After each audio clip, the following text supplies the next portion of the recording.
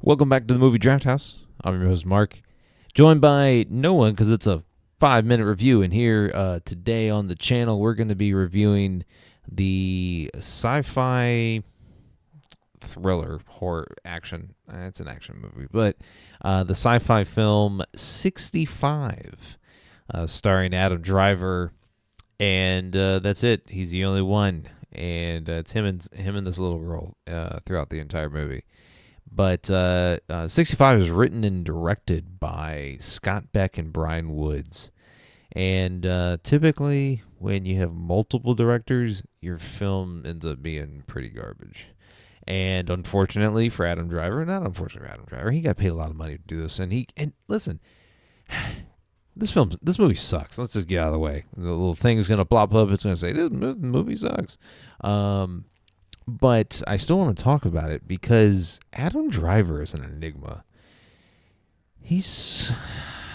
I'm well documented here on the podcast of not being an Adam Driver fan, and this is a weird movie for him.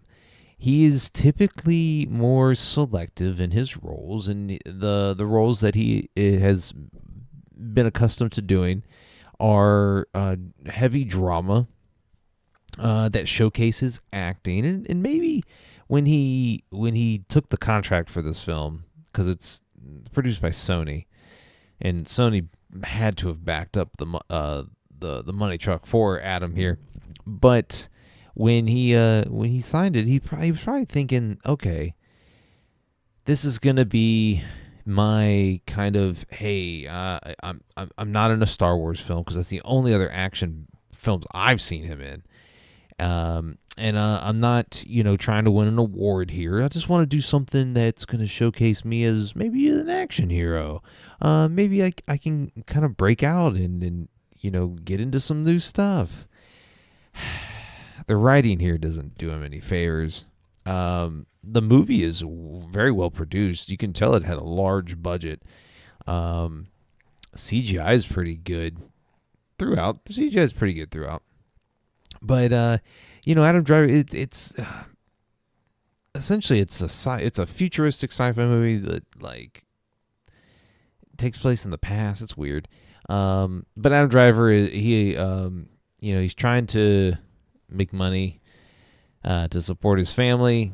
Takes a job where he's escorting a colony of people to this planet, but their spaceship gets hit by asteroids and crash lands on this Earth-like planet. Spoiler alert, it's Earth.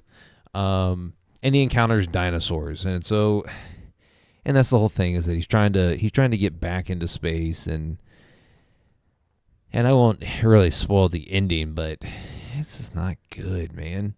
There's very little dialogue. The beginning of the movie, Adam Driver and his young daughter are sharing a moment, and this is honestly the best scene in the entire film.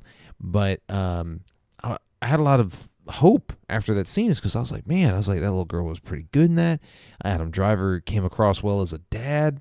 But here in throughout the film, he doesn't get any of that because him and this young girl have zero chemistry. The young girl speaks a different language than Adam Driver's character, and so they really have to communicate non-verbally. And so I'm just wondering why he's there, and I know why it was written like that. He's there as motivation because she reminds him of his daughter, and that's who he's trying to get back to. It's just not good. It doesn't work. This movie sucks. Don't give it more than 5 minutes of your time. But it's out on Netflix. I watched it on Netflix. It's streaming now as of today's date, July the 19th. But before you go, make sure you hit the subscribe button so you don't miss any future content, and make sure you're following the podcast on all your favorite podcast streaming services, Apple and Spotify mainly, and you can find us on all your social media: Twitter, Instagram, TikTok, here on YouTube at Movie Draft House. And before we go, I want to give a shout out to my guy L Dub here. I'm wearing his hat. See it? Yeah, my guy L Dub. If you haven't heard him, look him up. Man, he is dope. He's making great music.